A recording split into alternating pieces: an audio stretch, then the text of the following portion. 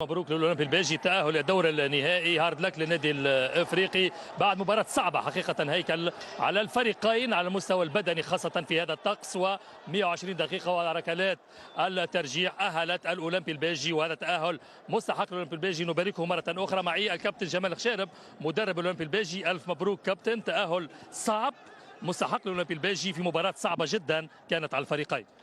مرحبا بك خويا ياسين، ومرحبا بكل متتبعي قناه الكاس بالساده الحضور، نوجه لهم التحيه والشكر. الحمد لله الحمد لله ترشحنا، ما قصروش اولادنا، هديوا الترشح هذايا لكل البلجيه. تعبنا الفتره الاخيره، الحمد لله جازينا، معناتها تعدينا فترات صعبه خاصه بعد الراحه اللي كانت مطوله شويه، معناتها تعتبر الفتره الماضيه.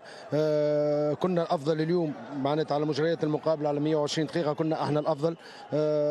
عرفنا نجريوا المقابله نتاعنا، عرفنا كيفاش نتعاملوا مع التغييرات، الحمد لله توفقنا.